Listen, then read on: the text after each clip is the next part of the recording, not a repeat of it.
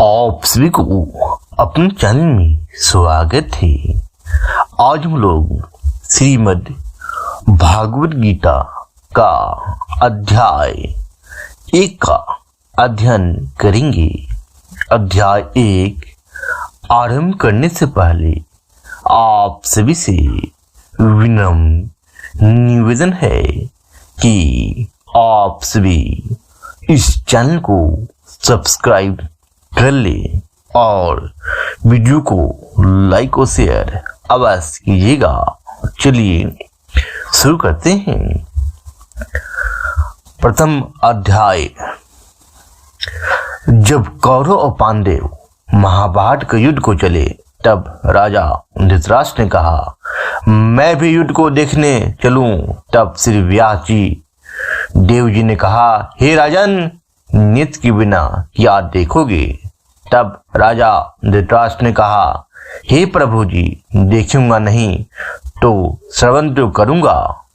तब व्यास जी ने कहा, हे राजन, तेरा साथी संजय जो कुछ महाभारत के युद्ध की लीला कुरुक्षेत्र में होगी सो तुझे यहाँ बैठे ही श्रवण करवाएगा। व्यास देव जी ने मुख से यह वचन सुन संजय ने विनती करी, हे प्रभु, यहाँ हस्तिनापुर में बैठे मैं कुरुक्षेत्र की लीला कैसे जानूंगा तथा राजा को किस भांति कहूंगा। तब व्यास जी ने प्रसन्न होकर संजय को यह वचन कहा कि हे संजय, मेरी कृपा से तुझे यहाँ ही सब दिखाई देगा। व्यास जी के इतना कहते ही उसी समय संजय की दिव्य दृष्टि भई और बुद्धि उसकी दिव्य भई। अब आगे महाभारत का कौतुक कहते हैं। सुनो। 7 अक्षौहिणी सेना पांडवों की और 11 असहनी सेना कौरवों की। यह दोनों सेना कुरुक्षेत्र में जा एकत्र भई। धृतराष्ट्र ने पूछा, हे संजय, धर्म के क्षेत्र कुरुक्षेत्र में युद्ध की इच्छा से एकत्र हुए मेरे और पांडु पुत्रों ने क्या किया? संजय ने कहा, पांडवों की सेना की व्यूह देखकर दुर्योधन आचार्य द्रोण के समीप जाकर कहने लगे हैं, आचार्य, देखिए आपके शिष्य बुद्धिमान पुत्र ने पांडवों को बड़ी सेना की कैसे भी रचना की है।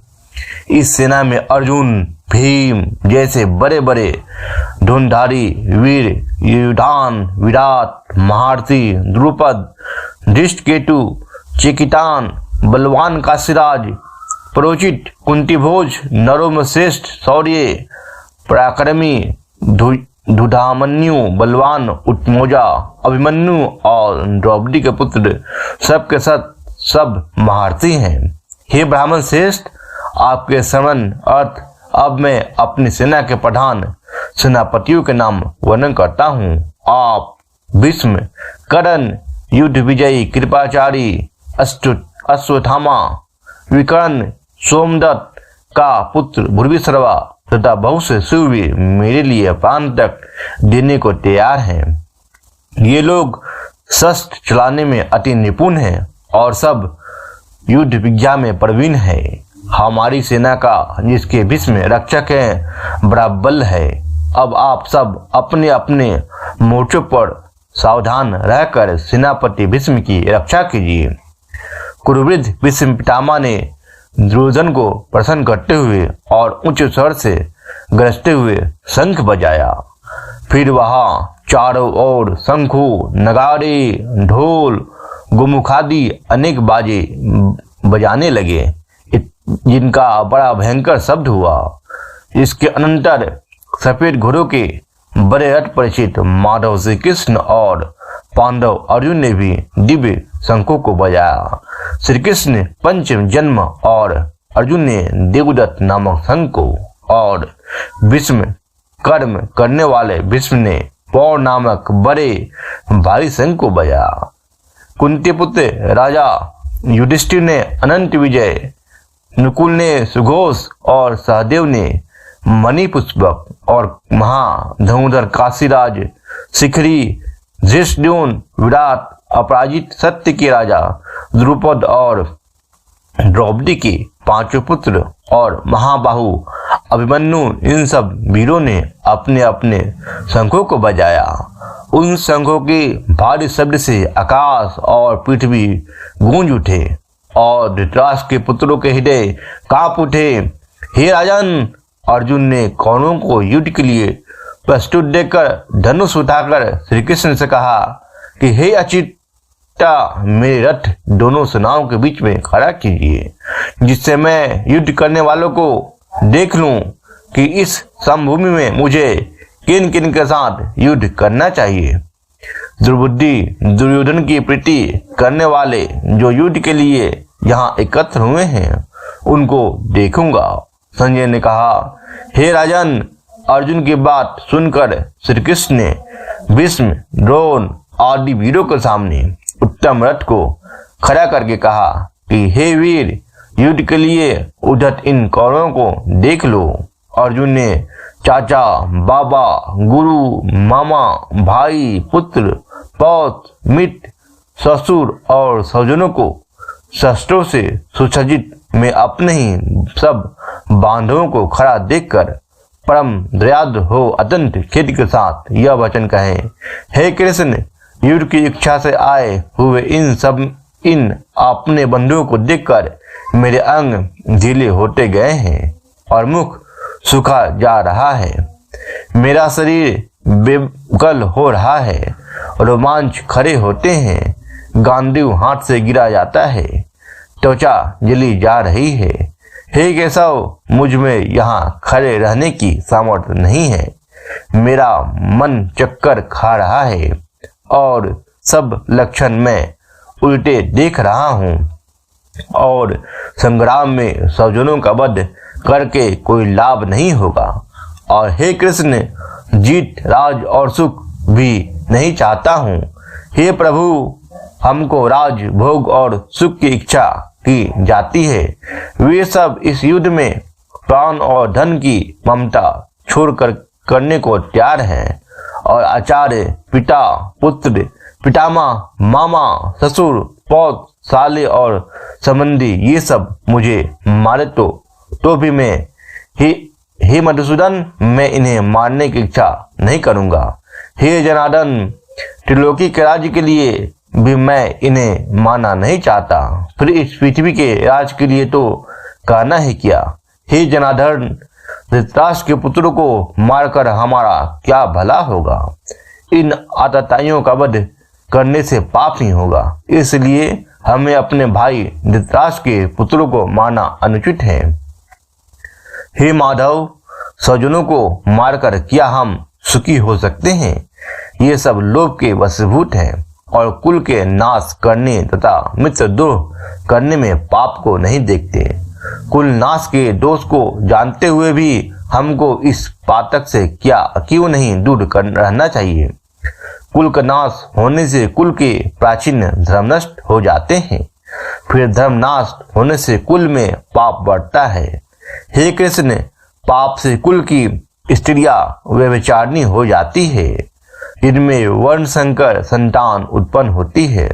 वह वर्ण संकर जिन पुरुषों ने कुल को नष्ट किया है, उनको तथा उस कुल को नरक में पहुंचते हैं, क्योंकि श्राद्ध, तर्पण आदि बंद हो जाते हैं।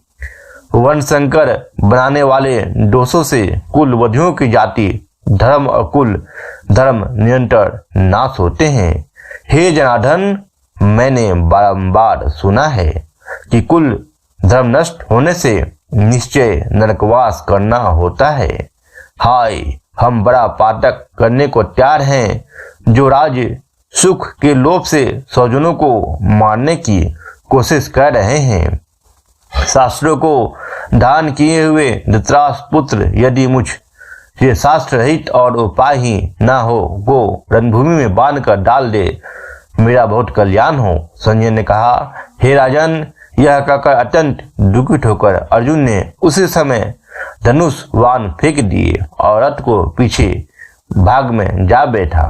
इति श्रीमद् भागवत गीता का प्रथम अध्याय समाप्त हुआ। अब हम लोग प्रथम अध्याय का महात्म का अध्ययन करेंगे। एक समय पार्वती जी ने पूछा, हे महादेव जी, किस ज्ञान के बल से आपको संसार के लोग शिव कहकर पूछते हैं? मृगशाला औधे अंगों में शमशानों को विभूत लगाए, गले में सर्प और मुंडू की माला पहन रहे हो, इनमें तो कोई पवित्र कर्म नहीं, फिर आप किस ज्ञान से पवित्र हो, वो आप कृपा करके कहिए। श्री महादेव जी बोले, हे प्रिय, सुनो, गीता का ज्ञान को हृदय में धारण करने से मैं पवित्र हूँ और उस ज्ञान से मुझे बाहर के कर्म व्याप्त नहीं। तब पार्वती जी ने कहा, हे भगवान, जिस गीता ज्ञान की आप ऐसी स्तुति करते हैं, उसके श्रवण करने से कोई कृतार्थ भी हुआ है? तब महादेव जी ने कहा, ज्ञान को सुनकर बहुत जीवन कृतार्थ हुए और आगे भी होंगे। मैं तुमसे एक पुरातन कथा कहता हूँ, तू श्रवण कर। एक समय पाताल लोक में शीशनाग के शैया पर श्री नारायण जी नैन मुड़कर अपने आनंद में मग्न थे। उस समय भगवान के चरण दबाती हुई श्री लक्ष्मी जी ने पूछा, हे प्रभु, निद्रा और आलस उन पुरुषों को व्याप्त है जो जीव तामसी हैं, फिर आप तो तीनों गुणों से अतीत हो। श्री नारायण जी प्रभु वासुदेव जी हो, आप जो नित्य मुड़ रहे हो, यह मुझको बड़ा आश्चर्य है। श्री नारायण जी बोले, हे लक्ष्मी, मुझको निद्रा आलस नहीं व्याप्त। एक शब्द रूप जो भगवद गीता है, उसमें जो ज्ञान, उसके आनंद में मग्न रहता हूँ। जैसे 24 अवतार मेरी आकर रूप है, तैसे ही यह गीता शब्द रूप अवतार है।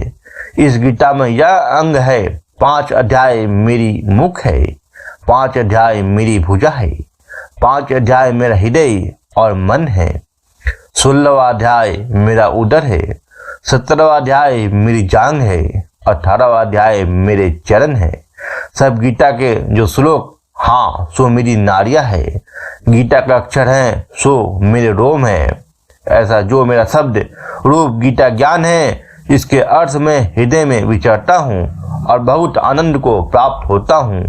श्री लक्ष्मी जी बोली, हे नारायण जी, जब गीता का इतना ज्ञान है तो उसको सुनकर कोई जीव कृतार्थ भी हुआ है, सो मुझसे कहो। तब श्री नारायण जी ने कहा, हे लक्ष्मी, गीता ज्ञान को सुनकर बहुत से जीव कृतार्थ हुए हैं, सो तू श्रवण कर। शूद्रवन एक प्राणी था जो चंडालों के कर्म करता था और तेल लवन का व्यापार करता था। उसने बकरी पाली। एक दिन वह बकरी चराने को बाहर वृक्षों के पत्ते तोड़ने लगा। वहां सर्प ने उसे डस लिया। तत्काल ही उसके प्राण निकल गए।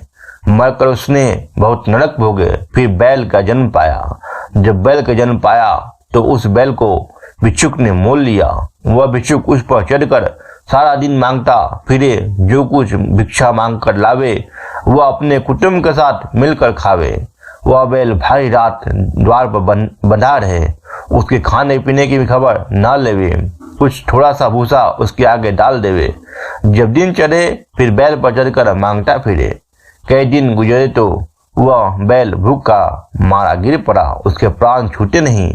नगर के लोग देखा करे, कोई तीर्थ का फल दे, कोई व्रत का फल दे, पर उस बैल के प्राण छूटे नहीं। एक दिन गणिका आई। उसने मनुष्य से पूछा, यह भीड़ कैसी है? तो उन्होंने कहा, इसके प्राण जाते नहीं, अनेक पुण्यों का फल दे रहे हैं, जो भी इसके मुक्त नहीं होती। तब गणिका ने कहा, मैंने जो कर्म किया है इसका फल मैं इस बैल को निमित दिया। इतना कहते ही बैल की मुक्ति हुई। तब उस बैल ने एक ब्राह्मण के घर जन्म लिया। पिता ने उसका नाम सुशर्मा रखा। जब बड़ा हुआ पिता ने उसको विद्यार्थी किया। जब उसको पिछले जन्म की शुद्ध लग रही थी, यह अति सुंदर हुआ। एक दिन मन में विचार किया, जिस गणिका ने मुझको बैल की योनि से छुड़ाया था उसका दर्शन करूं। वृक्ष चलता चलता गणिका के घर गया और कहा, तू मुझे पहचाना है? गणिका कहा, मैं नहीं पहचानती हूँ, तू कौन है? मेरी तेरी क्या पहचान है? तू विप्र, मैं वैश्या। तब विप्र ने कहा, मैं वही बैल हूँ जिसको तुमने अपना पुण्य दिया था। तब मैं बैल की योनि से छूटा था। अब मैंने विप्र के घर जन्म लिया है। तू अपना वह पुण्य बता। गणिका ने कहा, मैंने अपने जाने कोई पुण्य नहीं किया, पर मेरे घर का तोता है, वह कुछ सवेरे पढ़ता है, मैं उसके वाक सुनती हूँ। उस पुण्य का फल मैंने तेरे निमित्त दिया था। तब विप्र ने तोते से पूछा कि तू सवेरे क्या पढ़ता है? तोते ने कहा, मैं पिछले जन्म में विप्र का पुत्र था। पिता ने मुझे गीता के पहले अध्याय का पाठ सिखाया था। एक दिन मैंने कहा, मुझको गुरु ने क्या पढ़ाया है? तब गुरु जी ने मुझे श्राप दिया कि तू सुआ हो जा। तब मैं सुआ हुआ। एक दिन फंडक मुझे पकड़कर ले गया। एक विप्र ने मुझे मोल लिया। वह विप्र भी अपने पुत्र को गीता का पाठ सिखाता था। तब मैंने भी वह पाठ सीख लिया। एक दिन उस विप्र के घर चोर आ गए। उनको धन को प्राप्त न हुआ। मेरा पिंजरा उठा। उन चोरों को यह गणिका मित्र थी, मुझे इसके पास ले आए। सो मैं नित्य श्री गीता जी के पहले अध्याय का पाठ करता हूँ। यह सुनती है, पर इस गणिका की समझ में नहीं आता। जो मैं पढ़ता हूँ वहाँ पुण्य तेरे निमित्त दिया था। सो श्री गीता जी के पहले अध्याय के पाठ का फल है। तब विप्र ने कहा, हे तोते, तू भी विप्र है, मेरे आशीर्वाद से तेरा कल्याण हो। सो हे लक्ष्मी जी, इतना कहने से तोते की मुक्ति भी गणिका ने भी भले कर्म ग्रहण किया। नित्य प्रति स्नान कर और गीता के प्रथम अध्याय का पाठ करे, उसकी मुक्ति हुई। श्री नारायण ने कहा, हे लक्ष्मी जी, जो कोई अनजाने से भी गीता का पाठ करे या श्रवण करे, उसका कोई भी मुक्ति मिलेगी। इति श्रीमद् भागवत गीता का महात्म प्रथम अध्याय का महात्म समाप्त हुआ। बोलिए बोलिए श्रीमन नारायण की जय, श्री हरि विष्णु की जय, श्री कृष्ण की जय। जय श्री कृष्ण, जय श्री